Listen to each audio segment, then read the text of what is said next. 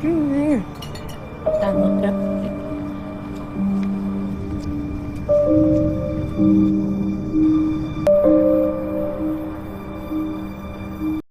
блокирует это видео из-за нарушения авторских прав. Видео можно посмотреть по ссылке в первом закрепленном комментарии. YouTube блокирует это видео из-за нарушения авторских прав. Видео можно посмотреть по ссылке в первом закрепленном комментарии. Pensais que tout espoir était perdu.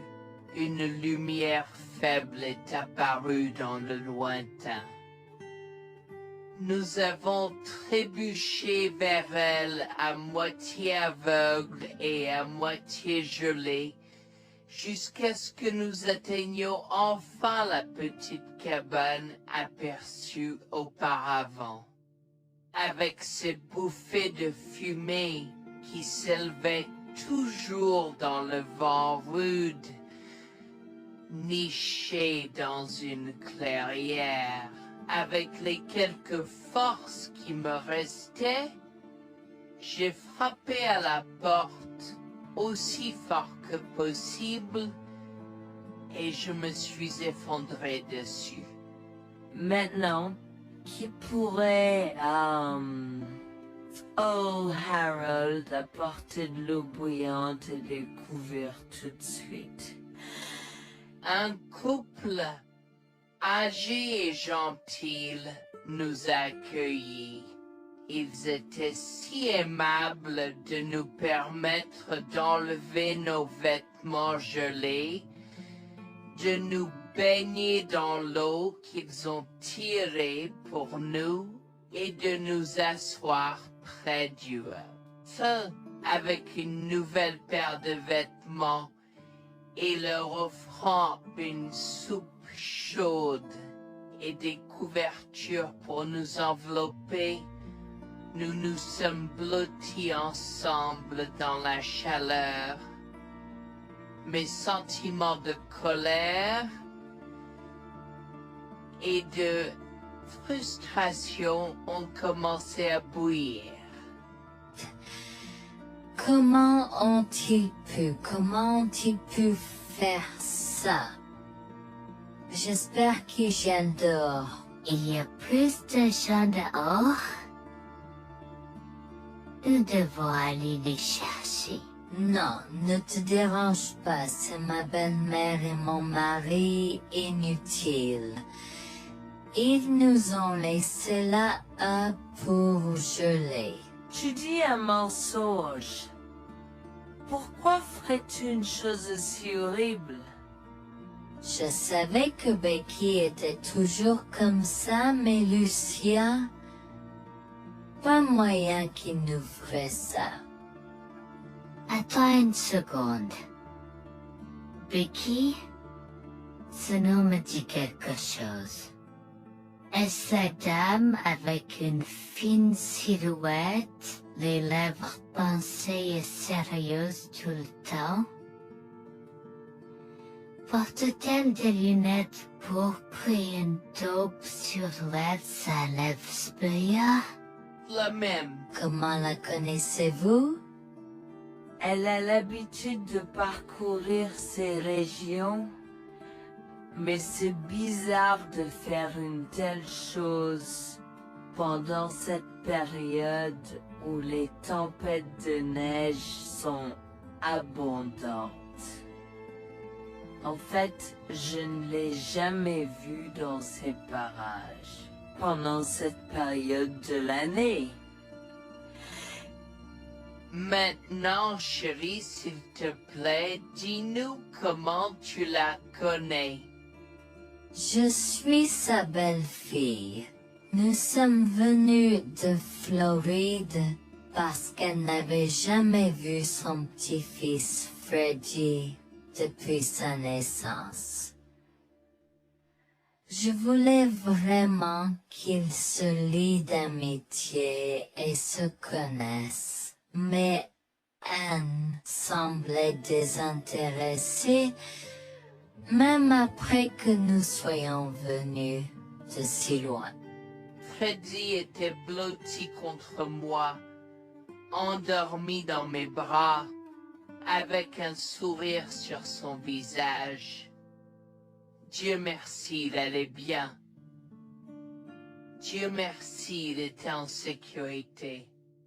Comment son petit corps a survécu tout cela? Encore un mystère pour moi. Mais plus je le regardais, plus je devenais frustré par son père, inutile, et sa grand-mère. Elle est magnifique. Cela nous fait pleurer de savoir que cela s'est produit. Vous voyez, nous n'avons pas d'enfants. Nous ne pouvions pas en avoir.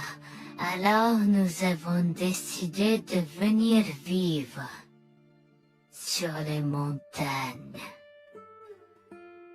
C'est la vie que nous avons toujours voulu, mais nous ne pouvons pas combler les lacunes dans nos cœurs. Donc, entendre que quelqu'un qui a la chance d'avoir un tel petit enfant a choisi d'être négligent est quelque chose que nous ne pouvons pas pardonner. Tu sais, j'ai toujours eu un drôle de pressentiment à propos de Becky, je te l'ai dit, Harold. Cette femme n'est pas normale dans sa tête. J'ai crié après eux leur disant d'attendre pour nous, mais ils ont juste continué à aller de l'avant. Ils m'entendaient, mais ils choisissaient de ne pas m'écouter. Pourquoi aurait-il fait ça? Parfois, nous ne savons pas pourquoi les gens font les mauvaises choses qu'ils font. Tout ce que nous pouvons faire, c'est faire de notre mieux. Nous avons continué à converser le reste de la soirée, et aussi en colère que je fusse. Avec stade rire, je m'ai fait cheveux merger parce que je savais que Lucien et moi étions exécutés de lui.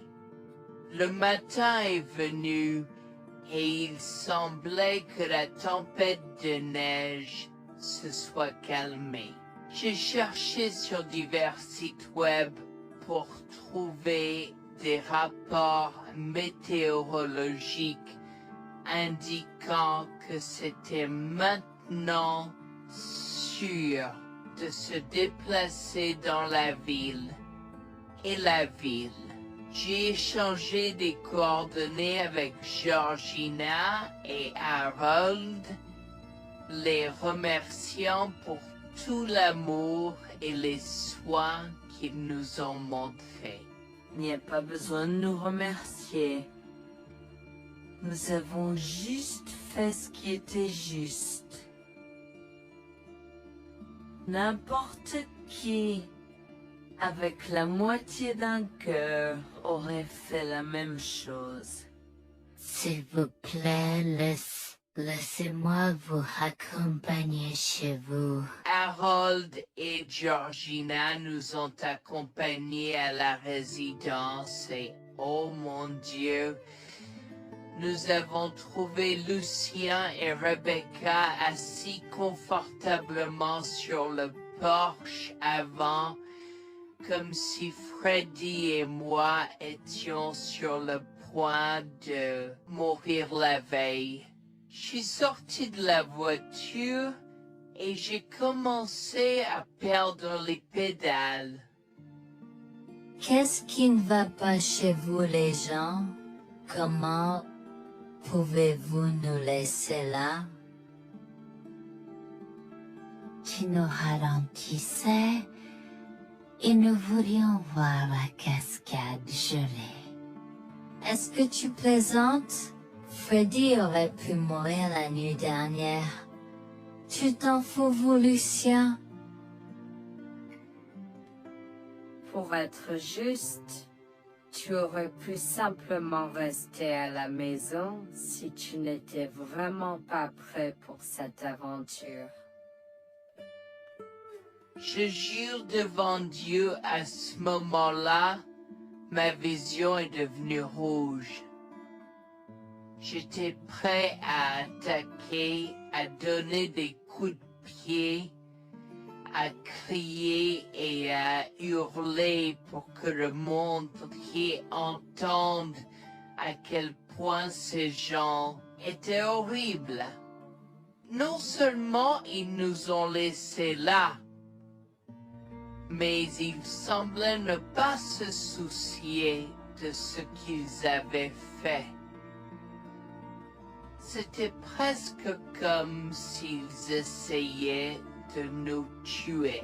Avant que je ne puisse lancer une série d'actions et de mots qui ne pourraient pas être repris, Harold m'a retenu, me disant de me calmer, car Freddy était toujours dans la voiture avec Georgina. En assistant à toute cette scène, il m'a fallu un moment pour me calmer. Mais même si j'avais calmé, j'étais toujours agressif et argumentatif. Vous nous avez laissés là. Nous aurions pu mourir, Lucien. Tu t'en fous de ça? Tu t'en fous que ta mère ait essayé de nous tuer? Ne sois pas dramatique, Noémie. Elle n'essayait pas de faire ça. Regarde, la raison pour laquelle nous ne sommes pas revenus te chercher est parce que nous savions que tu trouverais de l'aide et un abri. Je veux dire, tu as toi-même indiqué cette cabane, n'est-ce pas? Il semble que tu aies obtenu l'aide dont tu avais besoin. Pas grâce à toi ou à ta mère. Je n'arrive pas à croire ce que j'entends en ce moment. Assez, tout le monde. Ne me donne pas mal à la tête. Comment peux-tu être si froid et sans cœur envers ta femme? J'ai la moitié d'une idée de venir te frapper. Essaie, vieil homme. Je te mets au défi. Écoute, Noémie. Je suis désolée que tu n'aies pas pu gérer un peu le mauvais temps, mais je jure qu'il n'y avait aucune mauvaise intention de ma part. Écoute, Noémie, je suis désolé que tu n'aies pas pu gérer un peu le mauvais temps, mais je jure qu'il n'y avait aucune mauvaise intention de ma part. Oh oui. Pourquoi diable irais-tu faire de la randonnée à cette période de l'année? Nous ne te voyons jamais pendant cette période, alors quoi maintenant? Pourquoi maintenant quand tu as un enfant qui ne voulait que se connecter avec toi? Quelqu'un pourrait argumenter que ce niveau de négligence grossière était intentionnel, Becky. Tu es une personne malade et pathétique. Cela a semblé faire fondre l'extérieur froid et dur de Becky, qui avait l'air douloureuse, du moins pendant un instant, avant de revenir à son extérieur de méchante sorcière de l'Ouest. Je ne sais pas ce que tu essaies d'insinuer, mais si tu cherches une bataille, je peux t'assurer que tu la perdras. Tu oublies que je suis une femme riche. J'ai accès au meilleur. Voyons comment ton petit argument va se passer en cours, vieil homme. Vous êtes pas là avec votre malade joueuse. Je souhaite que vous restiez fiers. Tu sais quoi, Noémie? Je m'en fiche maintenant. Je n'ai plus besoin de faire semblant devant toi et tout le monde. Alors, laisse-moi te dire les choses clairement pour que tout le monde puisse entendre. Je m'en fiche de toi et de ce bébé. Honnêtement, je souhaite que vous soyez tous les deux morts hier. Au moins, vous auriez arrêté de me déranger avec vos tentatives pour rencontrer ce bébé. Est-ce que je parais en avoir quelque chose à faire? J'ai fait mon geste vers elle comme si mon corps avait une volonté propre. Je me suis approché d'elle et l'ai giflée. J'ai continué à la gifler et à donner des coups de pied aussi fort que possible jusqu'à ce que Jack et Harold me déchirent. Tu m'es stupide. Comment osais-je? Comment osez-vous vous asseoir là et défendre cette sorcière? Elle l'avait mérité. Toi, je vais te poursuivre en justice. Comment oses-tu me mettre les mains dessus? Elle ne voulait évidemment pas cela. Regardez, il semble que les tensions soient élevées en ce moment. Pourquoi ne pas tous prendre une grande respiration? Entrons et réglons cela. Vous êtes un homme faible et pathétique, et j'espère que vous passerez le reste de votre vie à expier ce que vous avez fait à votre fils. Avant que Jack ne puisse répondre, je lui ai craché au visage avant de rentrer à l'intérieur, de prendre Freddy et ses affaires et de monter dans la voiture avec Georgina et Freddy. Maman, j'ai peur. Que se passe-t-il? Pourquoi tu combattu grand-mère? Chérie, je suis vraiment désolée que tu aies dû voir ça. Les choses sont beaucoup plus compliquées ici et je ne veux pas te mentir. Mais je crains que tu ne sois un peu trop jeune pour comprendre. Mais pour l'instant, je suis désolée de devoir te dire que pour l'instant, il semble que grand-mère et papa ne veulent pas de nous ici.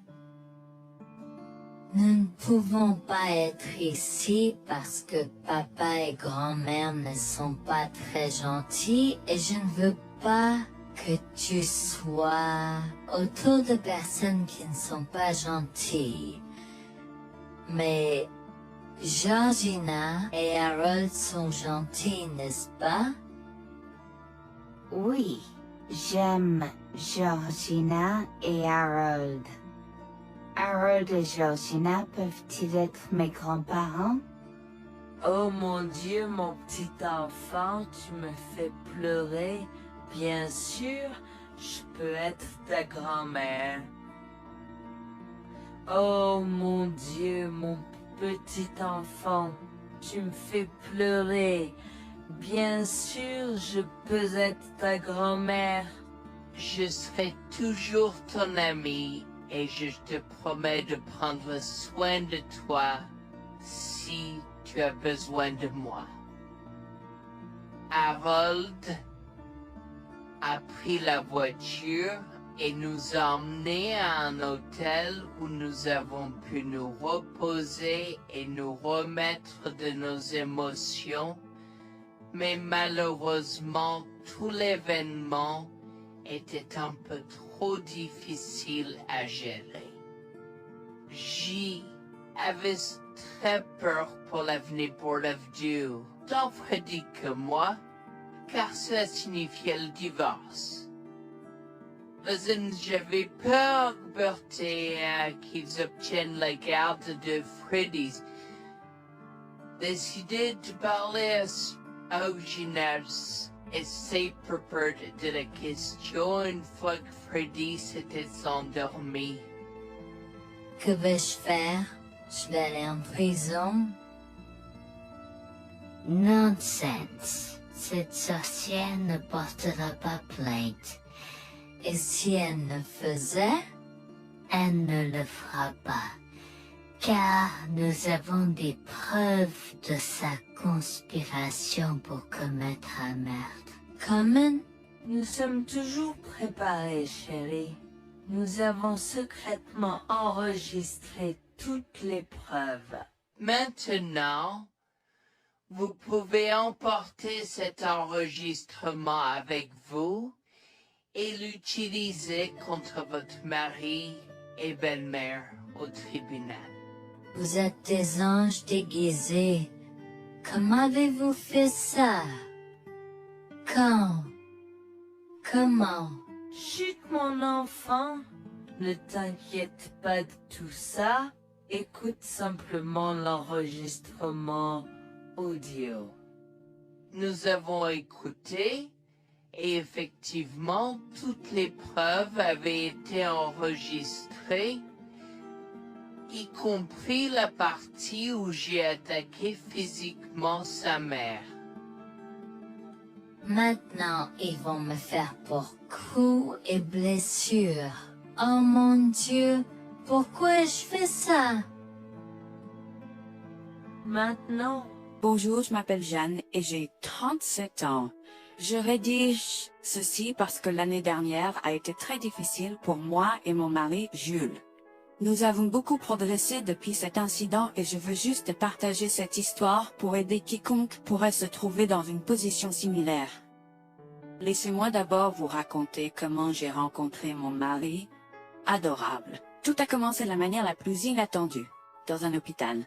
Jules et moi nous sommes retrouvés à passer une longue nuit devant la salle d'urgence remplie d'inquiétude et incapables de partir. Jules était là parce que sa sœur avait eu un grave accident de voiture alors que ma mère a souffert d'une crise cardiaque. Dans cet espace partagé d'inquiétude et d'incertitude, nous avons trouvé du réconfort dans la présence de l'autre. Nous avons parlé facilement, découvrant un terrain d'entente et une compréhension réelle.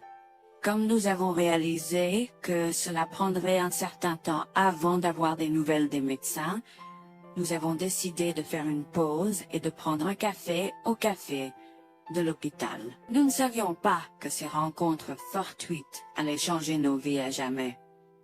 Au fur et à mesure que la nuit se transformait en aube, nous avons échangé des numéros avant de nous séparer à contre-séance. Pendant que la condition de ma mère se stabilisait et qu'elle commençait sa convalescence, la sœur de Jules faisait face à un voyage plus difficile. L'accident l'avait laissée avec de graves lésions de la moelle épinière et des blessures cérébrales, et elle était paralysée de la taille aux pieds. Jules était dévasté, partagé entre le soulagement qu'elle ait survécu et la tristesse face aux défis qu'elle allait maintenant affronter. Au cours des mois suivants, Jules et moi sommes restés en contact, nous nous soutenons émotionnellement pendant les convalescences de nos proches. Nos conversations ont progressivement changé, nous permettant de partager nos espoirs, nos rêves et nos peurs. Dans l'un de ces échanges sincères, Jules a eu le courage de m'inviter à prendre un café, un rappel significatif de l'endroit où notre connexion avait d'abord fleuri. Notre amour a grandi rapidement, alimenté par la fondation que nous avons construite pendant nos moments les plus sombres. Varför vers réalité de l'autre et avoir Cela n'a pas pris longtemps pour que nous réalisions que nous avions trouvé quelque chose de vraiment spécial. Après 2 ans de fréquentation, Jules m'a demandé en mariage. Avec une joie débordante, j'ai dit oui avec enthousiasme. Notre mariage était une petite et intime célébration, honorant l'amour qui est né de nos épreuves partagées. À ce moment-là, la sœur de Jules avait besoin de soins spécialisés, et il, étant le membre de la famille le plus proche, a pris la responsabilité. Cependant, il avait également besoin d'un travail temps plein pour gérer les factures qui s'accumulaient. Inquiète qu'il soit accablé, Jules a travaillé sans relâche pour subvenir aux besoins de sa sœur et de notre avenir ensemble. Un jour, je l'ai assis et l'ai rassuré en lui disant que nous étions une équipe faisant le défi de la vie ensemble. Chérie, j'ai besoin de te parler de quelque chose d'important. S'il te plaît, prends place. De quoi s'agit-il? Tu as l'air sérieuse, tout va bien? D'une certaine manière, non. Je t'ai vu lutter pendant un certain temps maintenant. Tu sais que tu peux me demander de l'aide, n'est-ce pas? Bien sûr que je le sais. Je ne veux juste pas t'imposer mes problèmes, tu sais. Mon chéri, nous sommes une équipe. Je veux que tu te souviennes toujours de ça. Nous faisons face aux défis de la vie ensemble et il n'y a rien d'individuel dans notre relation, seulement la nôtre. Je veux te soutenir, toi et ta sœur, de toutes les manières possibles. Cela signifie beaucoup pour moi, bébé. Tu as été incroyable tout au long de tout cela. Je ne sais pas ce que je ferais sans toi. C'est exactement pourquoi je voulais en parler. J'ai réfléchi à la prise en charge d'Abby et à l'impact que cela a sur ton travail. Et si nous envisageons de la placer dans une maison de retraite? Et avant que tu ne poses la question, je connais une bonne où ma grand-mère était vraiment heureuse. Elle a même préféré cela à vivre à Sameta. Je ne sais pas, je veux dire, c'est une décision importante et risquée à prendre. Je comprends, mais réfléchis grec. Cela permettrait de te trouver un meilleur emploi payant pour que nous puissions nous assurer qu'Abby reçoit les soins qu'elle mérite. Nous pouvons la visiter régulièrement et être toujours là pour elle. Mais cela soulagerait une partie de la charge sur tes épaules. Tu as raison. C'est un choix difficile, mais je fais confiance à ton jugement. Je suis heureuse que tu me laisses enfin t'aider. Crois-moi, les choses sont plus faciles quand on peut partager ses fardeaux avec quelqu'un. Je veux dire, c'est comme ça que nous nous sommes trouvés, non? Comment pourrais-je jamais l'oublier? Je t'aime tellement. Merci de rester à mes côtés. Tais-toi, pas besoin de remerciements. Tu sais que je serai toujours là pour toi. Je t'aime aussi, chérie. Jax m'a fait confiance et nous avons trouvé une maison de retraite pour Abby. Au cours des prochains mois, Jax a trouvé un travail mieux rémunéré et a rendu visite à sa sœur tous les jours. Le rétablissement d'Abby a progressé de manière surprenante bien qu'elle soit paralysée. Elle a commencé à se déplacer dans la maison de retraite dans son fauteuil roulant, déterminée à explorer. La maison de retraite permettait aux résidents de sortir avec des membres de leur famille enregistrés, alors je lui ai envoyé une allocation mensuelle pour l'aider à s'amuser. La mère de Jax, Grégoire, a entendu parler de son dévouement au bien-être d'Abby et des efforts qu'il a déployés pour s'occuper d'elle. Grégoire est venu à notre domicile, les larmes aux yeux, pour exprimer à quel point il était fier de son fils. Mère, pourquoi pleures-tu? Qu'est-ce qui ne va pas? Je veux juste que tu saches à quel point je suis fier de toi, Jules. Tu as montré une telle force et compassion en prenant soin d'Abby. Je ne pourrais pas être plus fier d'avoir élevé un fils aussi merveilleux. Eh bien, merci, mère. Je fais juste ce que je peux pour Abby. C'est pas facile, mais je l'aime et je veux m'assurer qu'elle va bien. Tu as fait plus que suffisamment, mon chéri. Je ne veux pas que tu portes ce fardeau seul. Je veux prendre le relais et rendre visite à Abby plus fréquemment.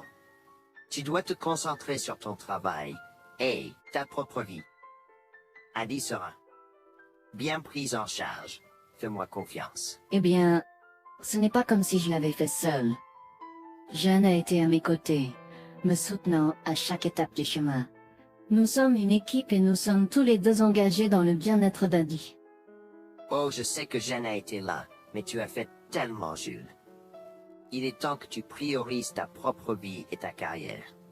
Abby sera entre de bonnes mains. Fais-moi confiance. D'accord, mère, si tu es sûre de toi, alors j'accepterai. Mais je veux que tu saches que c'était un plaisir de prendre soin d'Abby et que je serai toujours là pour elle, quoi qu'il arrive. Je t'apprécie, Jules, mais il est temps pour toi et Jeanne de vous concentrer sur vos futurs. Fais-moi confiance, ce sera pour le mieux. D'accord, mère, si tu crois que c'est la bonne chose à faire, alors j'irai avec. Promets juste de bien t'occuper d'Abby. Je te le promets, maman, tu peux compter sur moi. Maintenant, va et concentre-toi sur ton travail. Laisse-moi m'occuper de la garde d'Abby. J'ai trouvé l'intérêt subi de Grégoire pour Abby un peu étrange, mais je me suis tue car je savais que ce moment était important pour Jules.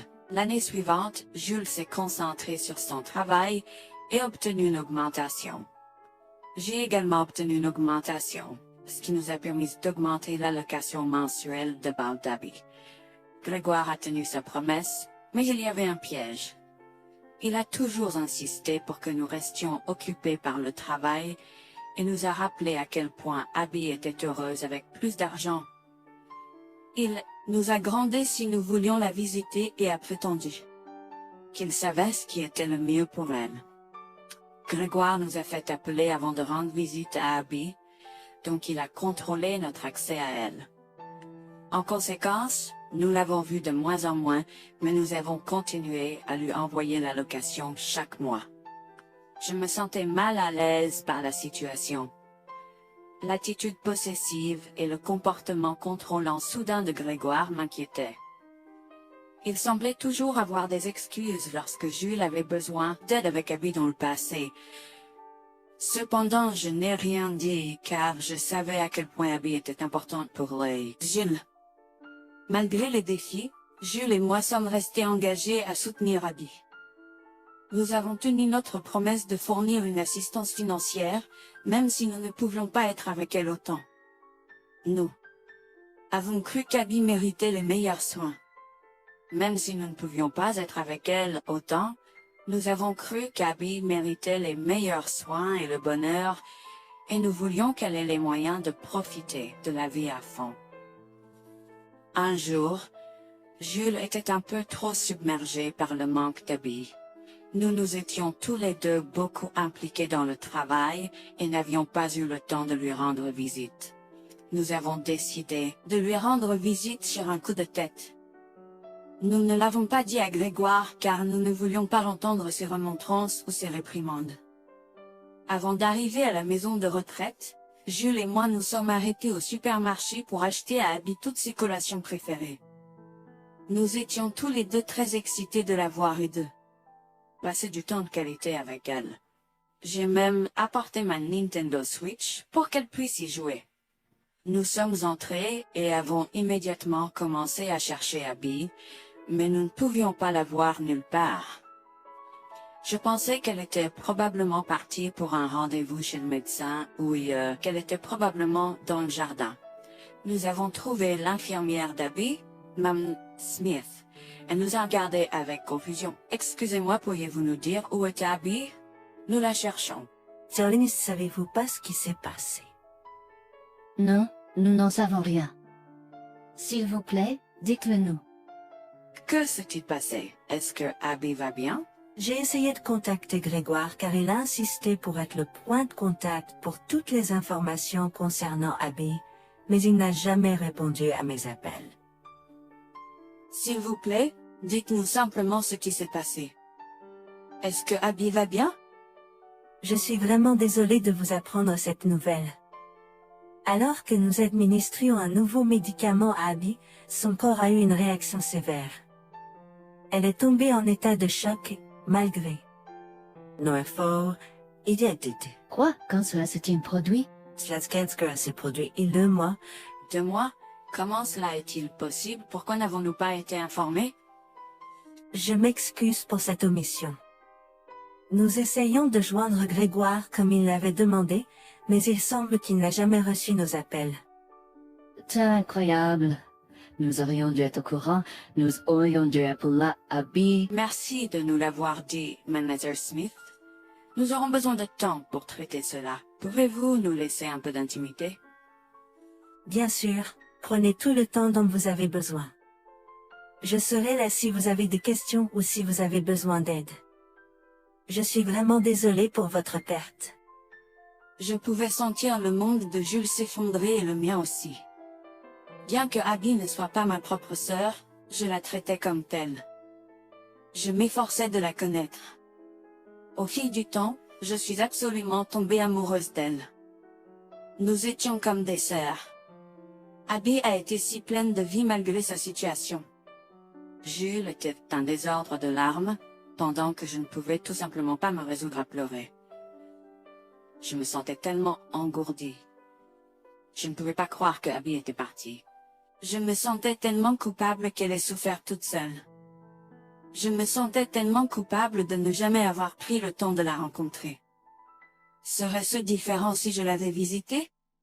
Je savais que Jules se sentait de la même manière que moi. Je savais que nous ne pouvions pas continuer à rester là et à pleurer. Alors je l'ai guidée gentiment hors de l'installation. Le trajet de retour à la maison était silencieux, alors que le chagrin enveloppait nos âmes.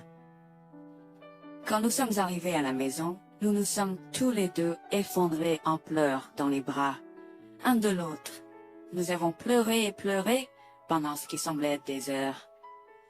Jules était furieux que nous n'ayons même pas pu dire au revoir à Abby. Je me sentais de la même façon. De plus, j'étais triste que Abby n'ait probablement jamais eu de funérailles non plus. À ce moment-là, j'ai eu une soudaine réalisation qui m'a frappé dur. Grégoire était censé prendre soin de Abby, mais quelque chose n'allait pas. J'ai demandé à Jules s'il avait entendu quoi que ce soit de sa mère, mais il n'avait rien entendu. Alors que nous rassemblions les pièces, la colère bouillonnait en nous. Nous avons réalisé à quel point Grégoire nous avait manipulés avec soin, nous volant notre connexion à Abby et profitant de notre gentillesse. Le fait qu'elle ait probablement pris toute l'allocation d'Abby pour elle-même, la laissant sans rien, a encore plus attisé notre colère. Jules était prêt à confronter sa mère, mais j'ai réussi à réfléchir plus clairement. Chérie, je sais que tu es furieux et veux confronter ta mère, mais réfléchis en grec. Je ne veux pas y réfléchir. Je veux lui demander pourquoi elle a fait ça. Qu'a-t-elle gagné à faire ça à Abby? Moi aussi, je veux savoir la même chose, mais tu sais qu'elle niera tout ce que nous disons ou trouvera un moyen de nous blâmer pour tout. Regarde, le jour où nous donnons habituellement l'allocation d'Abby approche bientôt. Que se passera-t-il si Grégoire se présente à notre porte en réclamant l'argent? Tu penses qu'elle oserait se montrer ici après tout ce qu'elle a fait? C'est possible, chérie. Si elle le fait, ce sera son aveu involontaire envers nous.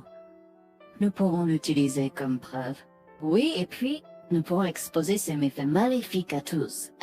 Exposer sa méchanceté devant tout le monde peut ne pas être la meilleure chose à faire pour l'instant. Réunissons des preuves et engageons une action en justice à la place. D'accord, tu as raison. Nous devons aborder cela de manière stratégique. Nous allons suivre ton plan et rassembler les preuves dont nous avons besoin. Il est temps que Grégoire fasse face aux conséquences de ses actes. Nous avons tous deux pris une semaine de congé. En retournant dans la maison de retraite, nous avons recueilli le certificat de décès d'Abby comme preuve. Nous avons également consulté un avocat pour porter plainte contre Grégoire pour avoir volé une personne handicapée. Comme je l'avais prévu, Grégoire est venu frapper à notre porte en réclamant l'allocation de sa fille. Où est l'allocation d'Abby? J'attends. Pourquoi devrions-nous envoyer l'argent d'Abby à toi, mère? Qu'as-tu fait pour elle? Qu'est-ce que j'ai fait? Tu veux dire ce que je n'ai pas fait pour cet enfant insolent? Attends une minute, Grégoire. Comment as-tu exactement pris soin d'Abby? Je lui achète toute la nourriture qu'elle veut, et je réponds à tous ses caprices. Je m'assure même qu'elle prend ses médicaments quand je la visite. C'est génial. Quand as-tu vu Abby pour la dernière fois? Je l'ai visitée hier. Je suis seulement ici parce qu'elle s'inquiète que tu ne lui aies pas envoyé son allocation. Comment oses-tu mentir à mon visage? Je ne mens pas. Qu'est-ce que tu veux dire? Comment oses-tu m'accuser de mentir? Tu es aussi ingrat qu'Abby. Sans hésiter, je tends à Grégoire le certificat de décès d'Abby, ma dégoût visible dans mes yeux, alors qu'elle le regarde avec stupeur. Grégoire a vacillé, tentant de s'excuser. Quoi? Non, ce n'est pas vrai. Ma petite fille. Je suis désolé, Jules. Je suis désolé. Enregistre tes excuses, mère. Tu n'as fait que l'insulter depuis que tu es arrivée. Tu es dégoûtante. Nous avons déjà engagé des poursuites judiciaires contre toi pour tes crimes. Nous avons des preuves de ta négligence. À bien, tribunal. S'il te plaît, Jules, ne fais pas ça.